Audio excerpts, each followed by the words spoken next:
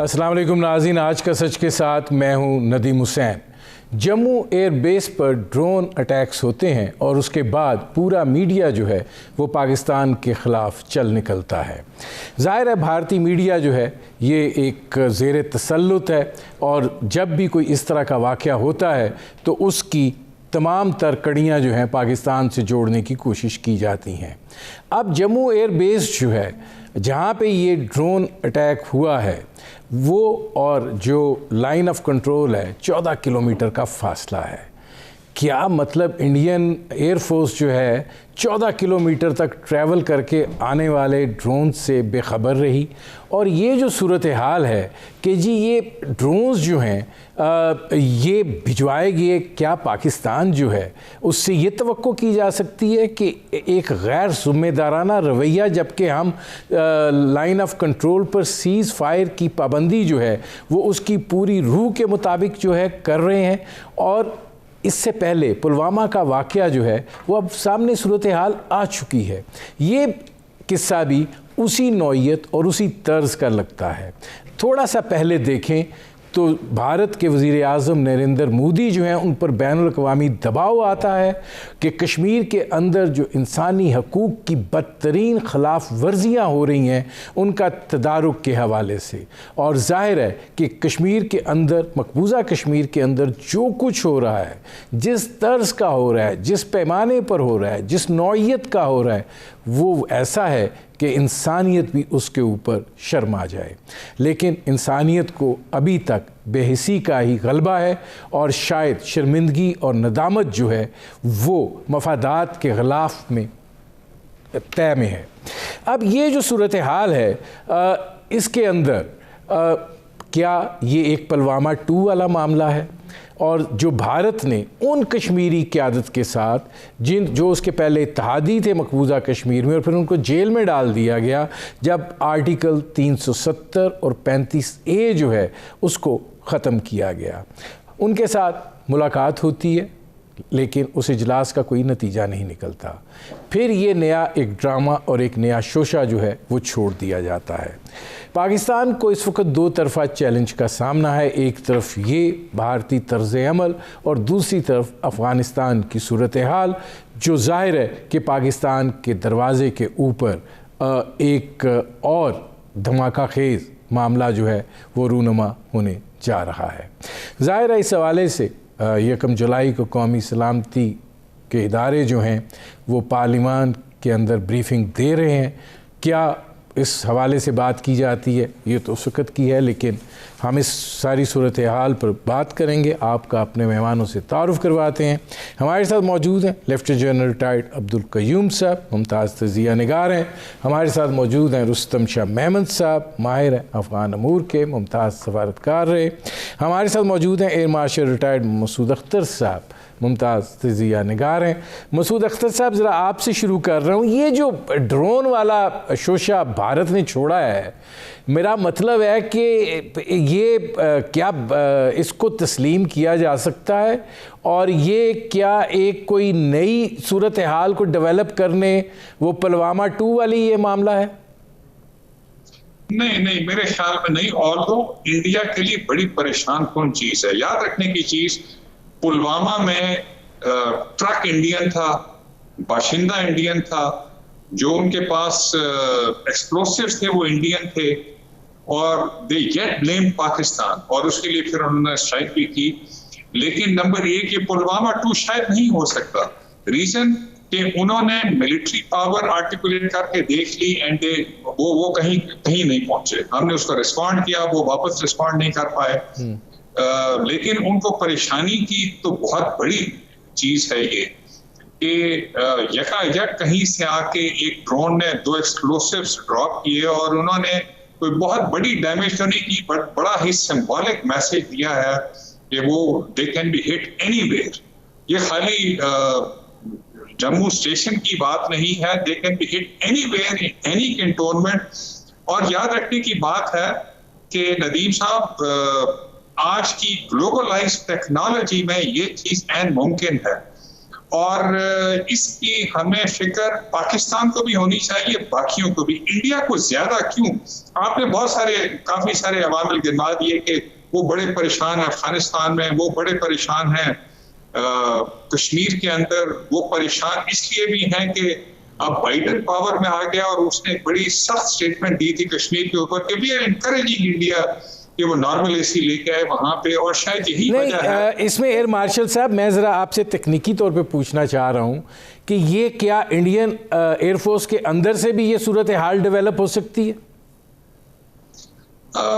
Possibly نہیں، لیکن اب دیکھیے ڈرون ٹیکنالوجی ہر جگہ پہ اویلیبل ہے، اور پاکستان کے جو دفاعی ادارے ہیں، ملٹری اتھارٹیز، ان کو بھی بڑی کرنی چاہیے کہ یہ ٹیکنالوجی ہر کسی کے پاس اویلیبل ہے. سو یہ اغلب ہے کہ باہر سے ہی ہوا ہے. فار فیسٹ آئیڈیا کہ فورس فلیگ آپریشن ہو سکتی ہے، لیکن شاید ان کو پریشانی سخت ہوگی کہ یہ آل آف اے سڈن کیوں ہوا اور کیسے ہوا. میں آتا ہوں ایئر مارشل صاحب.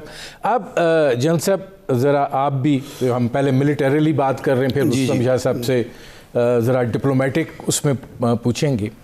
ایئر مارشل صاحب کہہ رہے ہیں انڈیا کو وری ہونی چاہیے، ہمیں بھی وری ہونی چاہیے. ڈرون ٹیکنالوجی، کیا اب یہ سمجھا جائے کہ ڈرون ٹیکنالوجی جو ہے وہ اس طریقے سے اویلیبل ہے جو انڈیجنسلی بھی آپریٹو ہو سکتی ہے؟ دیکھیں، اس سچویشن کو ہمیں ایک تناظر میں دیکھنا ضروری ہے، اور وہ یہ ہے کہ انڈیا کی پاکستان کے خلاف ایک ہیٹریٹ تو ہے، اور کشمیر کا یہ جو کانٹا ہے یہ بھی ان کو چبھ رہا ہے. پھر یہ RSS کی حکومت آئی تو ان کی جو پالیسیز تھیں بی جے پی کی اور اسپیشلی مودی کی، وہ بھی ود ان انڈیا جو تو ریڈیکل ہندوز ہیں وہ تو بغلیں بجاتے رہے، لیکن بہت سے جو کانگریس کے لوگ ہیں اور دوسرے جو ماڈریٹ ہندو ہیں انہوں نے یہ کہا کہ یہ بڑی ایکسٹریم کی طرف جا رہا ہے. تیسرا یہ کہ ان کو پھینٹی چڑھائی چائنا نے، وہ ایک عظیمت ہوئی. اور چوتھا بھی بڑھ کے یہ جو اکانومی کا ببل تھا وہ بھی ان کا بسٹ ہوا. یہ کووڈ نے بڑی سختی کے ساتھ ان کے اوپر ایک اٹیک ہوا، اور وہ ابھی اس اور last but not the least is کہ کشمیر کے اندر جو انہوں نے جو کچھ کیا وہ اس طرح کامیاب نہیں ہوا کہ جیسے امریکن فیل ہوئے افغانستان میں. یہ کشمیر کے اندر بیٹھ کے بھی یہ موسٹ ہائیلی ڈینسڈ ہے ایریا، ملٹری زون ہے پوری دنیا کے اندر، اور اس کے باوجود سچویشن کنٹرول میں نہیں ہے. نو یہ فرسٹریشن تو ہے. تو جب اس تناظر میں دیکھتے ہیں تو پاکستان کو تو کوئی بہت ہی ہے یہ بے وقوفانہ فعل ہوگا کہ ہم کسی بھی طریقے کے ساتھ اس کے اندر جا کے ملیٹریلی انوالو ہوں. ہمارا تو سٹانس یہ ہے کہ یہ انڈیجنس ہے اور یہ ان کو رائٹ آف سیلف ڈٹرمینیشن چاہیے، اور امریکہ انڈیا کمیٹڈ ہے، UN کمیٹڈ ہے، پاکستان کمیٹڈ ہے، we must give them. So therefore میں یہ فیل کرتا ہوں کہ یہ آبویسلی جیسے ایئر مارشل کہہ رہے ہیں بالکل ٹھیک ہے کہ یہ ان کا اپنا ہی کیا کرتا ہے. اینڈ یو نیور نو، جو آپ کوشچن ریز کر رہے ہیں کہ ان کی اپنی اندر سے یا جیسے فالس فلیگ کرتے ہیں نا کہ کسی نہ کسی طریقے سے اٹینشن ڈائیورٹ کریں اس طرف اور بلیم کریں اور اس کو یہ کلر دیں کہ یہ اس کے اندر پاکستان ملیٹریلی انوالو ہے. اب رستم شاہ محمد صاحب، آپ کیا سمجھتے ہیں کہ دیکھیں جوہر ٹاؤن کا واقعہ ہوتا ہے، ٹانڈے جو ہیں وہ انڈیا سے جا کر ملتے ہیں، اور اب جو کشمیر کی ہم اس میں بھی بڑی ہچکچاہٹ محسوس کرتے ہیں سیدھا سیدھا راہ کا نام لینے کے لیے. ہم ہمیشہ بڑے اس میں رہے ہیں کہ نہیں ہم اس طریقے سے بات نہیں کریں گے، لیکن وہاں پہ کوئی واقعہ ہوتا ہے الزام پاکستان پہ دھر دیتے ہیں. اب یہ جو صورتحال ہے، آپ کو لگتا ہے جو انڈیا کے اس وقت اندرونی حالات ہیں اقتصادی طور پر، کووڈ کے حوالے سے، کشمیر کا پریشر، انسانی حقوق کے حوالے سے دنیا بھر کا وہ، یہ اس کو ڈائیورٹ کرنے کے لیے ایک خود ساختہ شوشہ ہے؟ میرا خیال ہے ایسی بات نہیں ہے. سب سے پہلے تو بات یہ ہے کہ پاکستان آخر ایسی حرکت کیوں کرے؟ پاکستان کیوں وہاں ڈرون بیچ کے اپنے لیے ایک مصیبت کھڑی کرے کہ تاکہ پاکستان پہ سارا کا سارا بلیم آ جائے اور جو کشمیریوں کی لیجٹمیٹ سٹرگل ہے اس کو ایک اور رنگ دیا جائے. یہ پاکستان کبھی بھی ایسی کوئی حرکت نہیں کرے گا، اس کا کوئی فائدہ نہیں ہے، اس کا نقصان تو بہت زیادہ ہے، فائدہ نہیں ہے۔ اگر پاکستان ملیٹریلی ملوث ہو گیا تو پھر تو یہ انڈیا کے لیے ایک بہانہ مل جائے گا۔ تو وہاں کی جو انڈیجنس اسٹرگل اس وقت ہے اور جو سسٹین ہوتی جا رہی ہے، اس کے بدلے میں فائنانس ہے اور باہر سے اسپانسرڈ ہے اور باہر سے یہ سپورٹ ان کو آ رہی ہے۔ حالانکہ اسٹرگل تو آپ کو معلوم انڈیجنس ہے، اس کو 1990 سے لے کے آج تک کتنے سال ہو گئے، 30-31 سال ہو گئے جاری ہے۔ تو پاکستان ایسی حرکت کرے گا نہیں، نہ اسے کوئی فائدہ ہوگا، اور نہ میرے خیال میں ایسی کوئی بات ہے کہ وہاں کی جو ملٹی ڈائمینشنل ان کی پرابلم ہے، اکنامک اور پولیٹیکل اور ایتھنک وغیرہ، اور چائنا کے بارڈر کے ساتھ وہ جو پولیٹیکل جو کی ملٹری ان کی جو کنفرنٹیشن ہے اور جس پہ کوئی سمجھوتا بھی ہوا ہے، لیکن وہ کنفرنٹیشن کسی نہ کسی شکل میں اب بھی جاری ہے۔ تو یہ نہیں ہے کہ ان سے توجہ ہٹانے کے لیے انہوں نے ایک ڈرون وہاں بھیج دیا اور وہاں کیا۔ میرے خیال میں یہ جو وہاں کے جو فریڈم فائٹرز ہیں، جو لوگ وہاں سٹرگل کر رہے ہیں، جو لوگ وہاں پہ ایک ریلینٹلیس سٹرگل میں انگیجڈ ہیں، یہ انہی ایک وہ ہے، انہوں نے یہی کیا ہوگا۔ اور ہندوستان بھی کوئی فارملی انہوں نے کوئی ایسا پروٹیسٹ نہیں کیا کہ یہ پاکستان کی طرف سے ہوا، لیکن کچھ خبریں ایسی آ گئیں پریس میں، انڈین پریس میں، کہ شاید اس میں پاکستان کی انوالومنٹ ہو، لیکن میرے خیال میں وہ سسٹینیبل نہیں ہے، یہ پوزیشن سسٹینیبل ہے ہی نہیں۔ بہت جلد میں سمجھتا ہوں کہ will be overtaken by events. اب ایئر مارشل صاحب یہ فرمائیے گا کہ ظاہر ہے آپ خود ایئر مارشل ہیں، ایئر فورس سے ایک طویل عرصے تک وابستہ رہے ہیں، کیا یہ ڈرونز جو ہیں یہ ریڈار پر نہیں آئے؟ کیا ہوا کیا ہے کہ یہ اس طریقے سے بات چل نکلی اور معاملہ وہ کہہ رہے ہیں 2 جو دھماکے ہیں وہ ہوئے یا 2 بامبز جو ہیں وہ استعمال ہوئے جو ڈراپ ہوئے، اب 2 ڈرونز کی بھی بات ہو رہی ہے، مطلب ایک کنفیوژن اپنی جگہ کے اوپر موجود ہے۔ لیکن آپ کو کیا لگتا ہے کہ یہ ریڈارز کو چیٹ کر کے اس طریقے سے ہونا کیا آپ کو دکھائی دیتا ہے؟ میرے خیال میں اٹس ویری سمپل، ٹیکنالوجی آج اویلیبل ہے، 10-20 ہزار کا اچھا ڈرون مل جاتا ہے، زیادہ سے زیادہ 50,000 کا مل جائے گا، چھوٹے سے ایکسپلوسیو بن سکتے ہیں۔ آئی ای ڈی یا امپرووائزڈ ایکسپلوسیو ڈیوائسز زمین پر تو پہلے ہی سے استعمال ہو رہی تھی، ابھی کسی نے سوچا ہے اور اس نے استعمال کیا ہے، اور چھوٹے چھوٹے ایکسپلوسیو جو ہیں ڈرون سے انہوں نے پھینک دیے۔ ڈرون ایکچولی اس کا ریڈار سگنیچر بہت چھوٹا ہوتا ہے۔ اب یہ جو چھوٹے والے جہاز ہیں سیسنا قسم کے، یہ کچھ اینگل سے ریڈار سے مشکل سے پک اپ ہوں گے، اگر اسپیشلی زیادہ فاصلے پر ہوں، جموں میں اگر ریڈار نہ ہو اور اگر وہ اس طرف دیکھ نہ رہا ہو، مگر بیسک چیز ہے کہ ریڈار سگنیچر اس کا بہت کم ہوگا اور وہ پک نہیں ہوگا، اور اگر پک نہیں ہو رہا تو انہوں نے ریاکٹ نہیں کیا، اور اگر انہوں نے پک کیا بھی ہے تو شاید انہوں نے نوٹس نہ کیا ہو، بیکاز جموں جو ہے وہ ایک ایکٹیو فائٹر بیس نہیں ہے، سو وہاں پہ وہ دیکھ بھی شاید نہیں رہے تھے، اور شاید فریڈم فائٹرز نے یہی سوچا کہ اونتی پور اور سری نگر یہ تو فائٹر بیسز ہیں، پٹھان کوٹ فائٹر بیس ہے، وہاں پہ تو سیکیورٹی ہائی الرٹ پہ ہوگی۔ جموں از اے پلیس جو کہ فائٹرز سے مین نہیں ہو رہا اغلب، یہ ہے that's what I think, so they were taken by surprise, اور یہ ہوا ہے۔ اور جیسے کہا جا رہا ہے، رستم صاحب نے کہا کہ پروبیبلی مجاہدین نے کیا ہے جو کہ فریڈم فائٹرز ہیں۔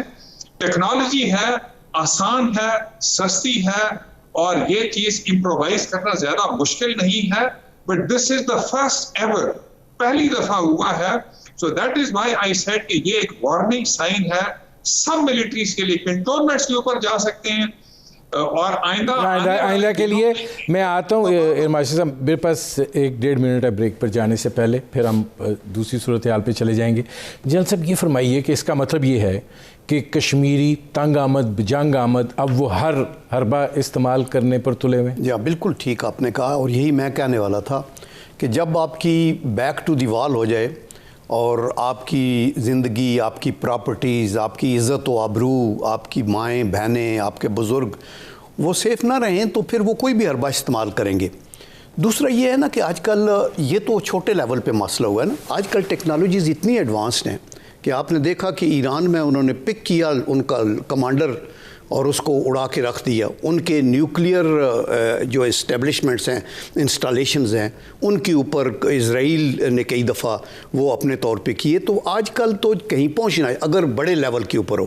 یہ چونکہ چھوٹے لیول کے اوپر تھا اور جیسے کہا جا رہا ہے کہ لمیٹڈ ایکسپلوسیو کے ساتھ, بٹ یہ انڈیا کے لیے ایک دفعہ چونکا دیا ہوگا اس نے کہ جی اگر یہ اس طرح کی موومنٹ شروع ہو جائے گی اور یہ ماؤنٹینیس ایریا ہے اور آپ لوگوں کے پیچھے پڑ رہے ہیں, اور اگر یہ اس طرح اپنی چھوٹے لیول پہ اوپر کریں گے, دیکھیں نا لوگ سوئسائڈل مشنز پہ بھی تب جاتے ہیں جب وہ تنگ آ جاتے ہیں. تو یہ بات ٹھیک ہے کہ یہ لوکلائزڈ ایکشن ہے اور انڈیا کو جاگ جانا چاہیے. ان سارے مسائل کا حل صرف یہی ہے کہ یونائٹڈ نیشن کے چارٹر پہ جایا جائے, اور یہ جو ہٹ درمی ہے اور یہ جو ابھی انہوں نے 14 لیڈرز کو بلا کے پہلے ان کو برا بھلا کہا, اور انہوں نے بھی آپ دیکھیں کہ وہ جو مفتی ہے میڈم محبوبہ مفتی, اس نے یہ کہا تھا کہ ابھی ہمیں ریئلائز ہوا ہے کہ قائد اعظم ٹھیک کہتے تھے. تو ویلکم بیک. ناظرین, ایک اور چیلنج جو اس وقت درپیش ہے وہ ظاہر افغانستان کی صورتحال ہے, اور یہ صورتحال پاکستان کے لیے ایک بہت بڑا خطرہ بنتی جا رہی ہے, اس لیے کہ جو سوچا گیا تھا اس طریقے سے وہ نہیں ہوا, اور افغانستان جو ہے وہ اب بڑا واضح دکھائی دے رہا ہے کہ خانہ جنگی کی طرف جا رہا ہے, کیونکہ جو بائیڈن اور افغانستان کے صدر اشرف غنی اور عبداللہ کے مابین جو ملاقات ہوئی ہے وہ بھی کوئی بہت زیادہ اچھی اس کا اختتام جو ہے وہ نہیں ہوا ہے. اس پہ رستم شاہ محمد صاحب یہ فرمائیے گا کہ خانہ جنگی ہمارے دروازے پر دستک دے رہی ہے.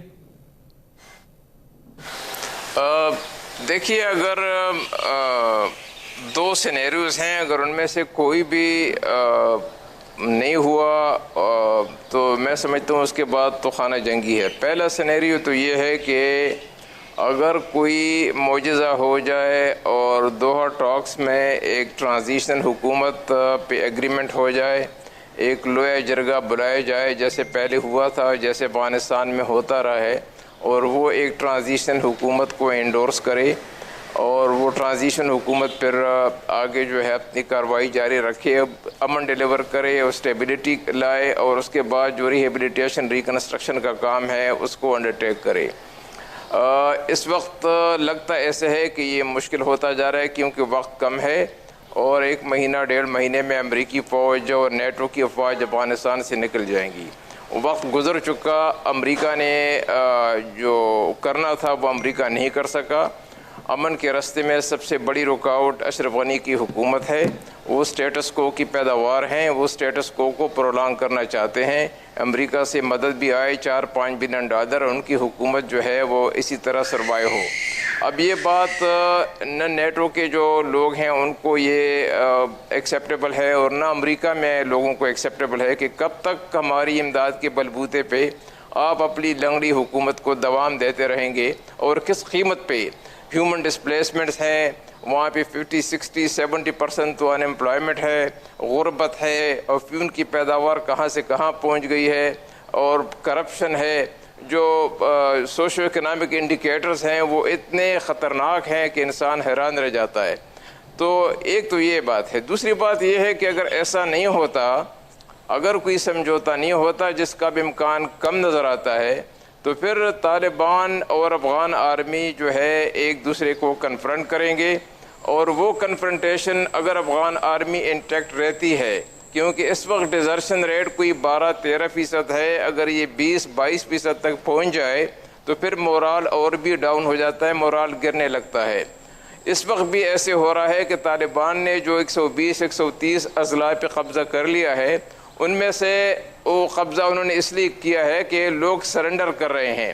یہ نہیں کہ طالبان نے ان کو اوور کم کیا ہے ملیٹریلی, بلکہ وہ لوگ سرنڈر کر رہے ہیں اپنے ویپنز وغیرہ کے ساتھ. تو اگر ایسے ہوتا رہا, افغان آرمی انٹیکٹ ہے, پھر تو طالبان کو وہ کنفرنٹ کریں گے, ایک بلڈی پرولانگ سٹیل میٹ ہوگا, سیویلین کا سب سے بڑا نقصان ہوگا, لوگ نقل مکانی بھی کریں گے, اور انتہائی ایک مخدوش صورتحال پیدا ہو جائے گی.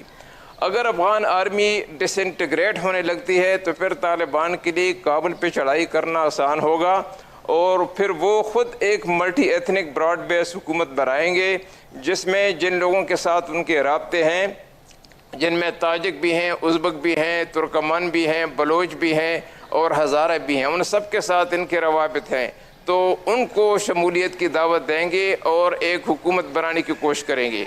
اب اس میں دوسری بڑی رکاوٹ یہ ہے کہ اس وقت وہاں پرائیویٹ ملیشیاز دوبارہ بن رہی ہیں، کیونکہ لوگ سمجھتے ہیں کہ ایسا نہ ہو کہ سول وار ہو تو ہم اپنی ڈیفنس کے لیے اپنی ملیشیا بنائیں۔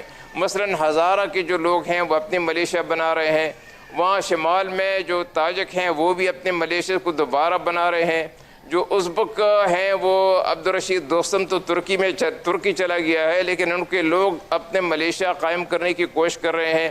اگر یہ ملیشیا ہو گئے، اسٹیبلش ہو گئے، آن گراؤنڈ ہو گئے، ان کو ٹریننگ وغیرہ دی گئی، تو پھر تو ایک سول وار کی سچویشن ہے اور پیدا ہو جائے گی۔ میں آتا ہوں رستم شاہ صاحب، جن صاحب یہ فرمائیے گا کہ امریکہ ایک دفعہ پھر معاملات کو سدھارے بغیر نکل رہا ہے کہ کوئی اس وقت نکلے کہ جب حکومت ان پلیس ہوتی ہے۔ طالبان کو تو یہ بڑا واضح دکھائی دے رہا ہے کہ وہ یہ سمجھتے ہیں کہ امریکہ بہادر گیا تو ان کا تو رستہ صاف ہے۔ تو اب یہ جو ایک امید تھی کہ وہاں پہ ایک کثیر الجہتی حکومت قائم ہو جائے گی اور اس کے نتیجے میں ایک پرامن افغانستان ہوگا، وہ تو پوری ہوتی ہوئی دکھائی نہیں دے رہی۔ اور یہ جو چیلنج ہے یہ ہماری ایک ایکسٹرنل چیلنج بھی ہے، بیرونی چیلنج بھی ہے، اور ایک ہماری اندرونی چیلنج بھی ہے۔ دیکھیں، ہنری کیسنجر نے یہ کہا تھا کہ if a superpower does not win, it loses. And if a guerrilla force does not lose, it wins. اب اگر طالبان جیت گئے ہیں اور America plus Ashraf Ghani and their set up, they have not been able to cope up. اور that is the reason کہ یہ ابھی بات ہو رہی ہے، تو یہ ابھی ون سائیڈڈ ایشو ہے in my perception. اور میں یہ سمجھتا ہوں کہ یہ امریکہ کے نکلنے کی بات ہے، اس کے بعد ضرور یہ اسٹرگل ہوگی اور بہت سے لوگ تعاون کریں گے ان کے ساتھ، طالبان کے ساتھ۔ اور جیسے رستم شاہ صاحب کہہ رہے تھے کہ یہ سرنڈر ہو رہا ہے، یہ کوئی ایریاز کیپچر نہیں ہو رہے اور اس کے اوپر ہوگا، لیکن ریزسٹنس تو رہے گی چونکہ ٹرائبل سوسائٹی ہے اور کبھی بھی اسٹرانگ سینٹرل گورنمنٹ نہیں رہی۔ وار لارڈز کو بہت سے ڈالرز ملے ہیں، ڈرگ منی ہے۔ آج جتنا پاپی کی کلٹیویشن ہے یہ تاریخ میں اتنی نہیں ہوئی، اور اس وقت زیرو ہوتی تھی جب طالبان تھے۔ تو میرے خیال میں یہ رائٹنگ آن دی وال ہے، اور یہ اس کو پرولانگ کرنے کے لیے ابھی اشرف غنی یا عبداللہ صاحب جا کے کہہ رہے ہیں کہ وہ ان کے اندر اسٹرینتھ نہیں ہے، یہ سب سے پہلے ہوں گے نکلنے والے وہاں سے۔ تو ابھی ہمارے لیے خطرات آپ جو کہہ رہے ہیں وہ ضرور ہیں، اور ہمیں یہ ضرور دیکھنا ہے کہ ہم ماضی کی غلطیاں نہ کریں کہ ہم ایسے out of the way jump کر کے اپنے دشمن کریٹ نہ کر لیں۔ افغان طالبان کے لیے سافٹ کارنر ضرور ہے، اور ان کی ہمارے ساتھ جو وہ ایک انڈرسٹینڈنگ بھی ہے۔ ہمارا کام تھا ان کے ڈائلاگ کرا کے، اور بارہا حکومت پاکستان نے یہ کہا ہے کہ یہ ان کے اپنے نظام کا فیصلہ افغان خود کریں۔